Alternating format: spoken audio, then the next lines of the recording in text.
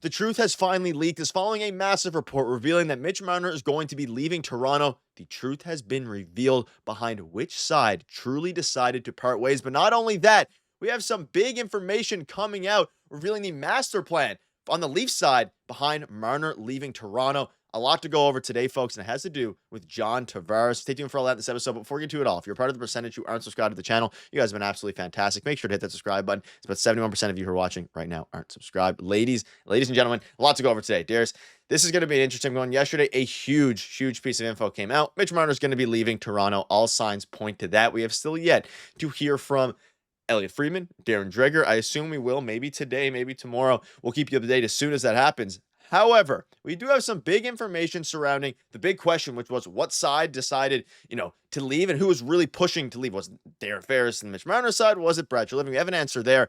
But in case you missed it really quick, Mitch Marner, according to Anley Strickland, confirmed that he will not be returning to Toronto. This is the big report. We had a full video on this yesterday night. Feel free to check it out.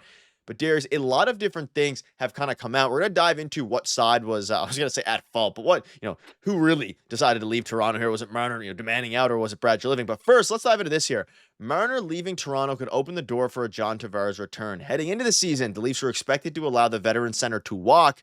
With Marner leaving, that mindset changed. So this is pretty big and brand new information. Obviously, seemingly, the truth here is that they decided to pick John Tavares over Mitch Marner, not in a one-by-one setting, but heading into this season, they were expecting to let John Tavares walk once his contract expired. Maybe that's why they took some rumblings about the captaincy being taken away. I don't think that's necessarily the case, but I want to get your thoughts on this. It seems that the big, master plan here is what we've kind of been discussing on the channel for a while now. Let Marner walk, replace him at a discount with John Tavares, and make subsequent moves.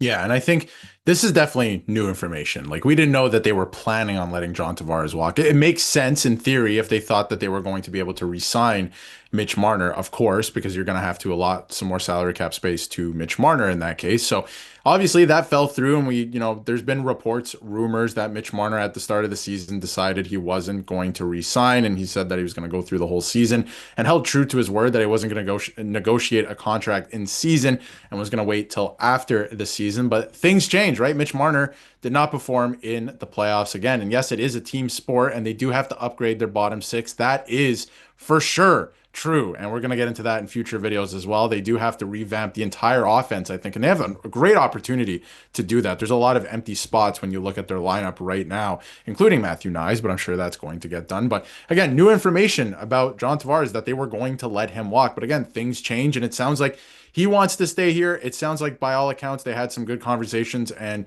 the Leafs wouldn't mind keeping him as well. It has to make sense in terms of dollars and cents, but we'll see exactly how that plays out. But I think we're trending towards John Tavares re-signing at this point.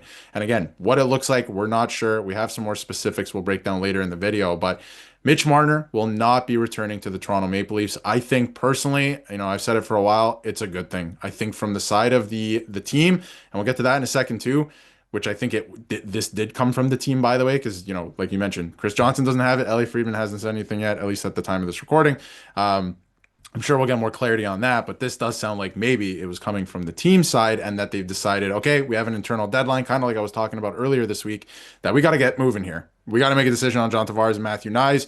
And if you're not going to give us a decision, we're going to move ahead because, you could walk and then we could lose Matthew Nyes as well. Yeah, and as of the time of recording, no insiders have even touched it. They decided to take their weekends a little bit early here, which means that, basically, like you mentioned, in all likelihood, it is Brad Treliving and that side that is, leaking it, or at least it's not coming directly from, we would assume, Mitch Marner's camp. You can also see this here, Nick Alberga kind of saying the same thing. As much as the Marner camp wants to convey the image that he's deciding to leave, this isn't that. The Leafs are deciding not to retain his services. So according to Nick Alberga, he's saying that it was from the Leafs side. And that kind of makes sense. When you really start to think about it, I don't know how much good Mitch Marner's camp would have putting out this, or I mean, I guess maybe it's, opening up to other teams.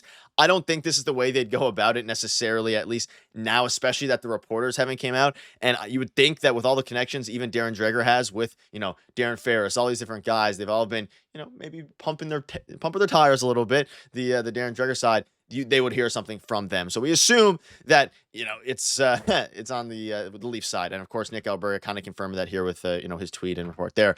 But also, It's interesting now because you mentioned obviously John Tavares. It seems like a direct door opening for John Tavares to return, which is stuff we didn't really know before about how they were expecting him to leave prior to that. But we also have some new reports dropping surrounding other teams interested in John Tavares. We've been discussing here on the channel. And of course, we haven't heard anything since this big report. And also something to note as well regarding this specific report.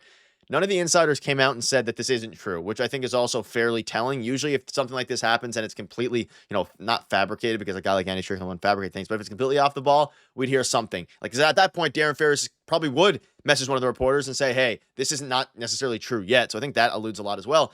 But Darius, there is still teams interested in John Tavares. And of course, as easy as it is to say that they're going to lock down John Tavares now, we've been covering it on videos lately. He wants more than $5 million. Teams like the Ducks are willing to pay him a lot. And we also have a report regarding, Mitch Marner. Elliot Friedman came out and said that the Carolina Hurricanes are going to go all in for him, above $14 million. I would assume now, based on this information right now, he's probably going to go to a team like the Carolina Hurricanes at $14 million. And the point is, teams are willing to pay high. And I wouldn't be surprised if, John Tavares knows how much he can get elsewhere. But I'm hoping that's not a sticking point for this team, especially given the fact that it seems now that their plan has kind of been shifted to, let's focus on John Tavares and Matthew Nyes, which aligns with all the reports we got before. Of course, the bombshell report from Andy. Yeah, and if you look at the Anaheim Ducks, that makes a lot of sense that they would want John Tavares. They just added Chris Kreider, and we've had reports the last couple of weeks that they want to throw a bunch of money at Mitch Marner as well. So they're trying to surround the younger core that they've kind of put together here through the draft with some older veterans and guys who can make a difference. So it makes total sense that they're in on John Tavares too. The Carolina thing kind of confuses me. I can't lie because, he rejected a trade there. It would be an interesting move if he ended up going there. And from the Carolina Hurricanes perspective, you're going to throw more than $14 million at Mitch Marner. That's a little confusing to me. I thought you wanted to win the Stanley Cup. So that's a weird move to me. I thought they were in the hunt for it. But anyway, from the Toronto Maple Leafs side of things, just to wrap this up with a bow in terms of Mitch Marner, because obviously if he is moving on and we do get some more confirmed reports about it, not going to talk about him as much. It's a good thing if this organization has decided to move on from this player. This player has done nothing but ask for the most amount of money out of the organization. This organization, when Kyle Dubas was around, gave these players, not just him, but Nylander, Matthews, all these guys, everything that they could have asked for. They didn't return the favor to the fan base, to the organization, at least some of them, including Mitch Marner.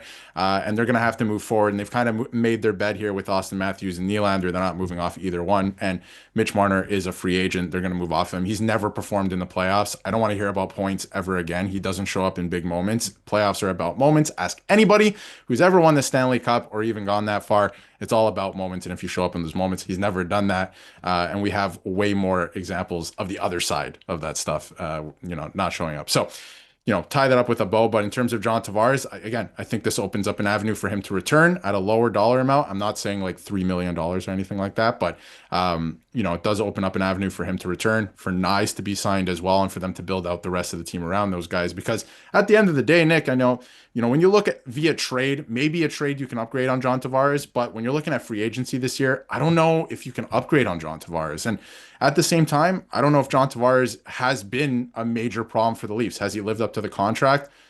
At the beginning, for sure, but the last couple of years, maybe not. We knew that was going to happen, right? So now they have an opportunity to sign him for less, see what he can do with the team. Yeah, and of course, a lot of intangibles there. You see here from Sergey saying that they'll leave. If he leaves, they'll feel his loss in a lot of ways. Power play, culture. He fits Berube's style pretty well, especially, given his age here. And again, the recent report is $5 million AAV.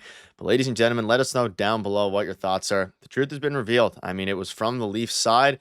Waiting now to hear, confirmation, but they opened the door to John Tavares for a return, and would have been interesting to see if they would have kept him, what would have happened there. They would have let John Tavares walk and then adjusted from there, but I think ultimately, folks, the market is a little bit higher than a lot of people initially thought. Teams are offering Marner $14 million. It's going to be interesting to see how it shapes out the rest of the way for the Toronto Maple Leafs side. We're going to keep you up to date with all the latest news, so make sure to hit that subscribe button. See you guys later.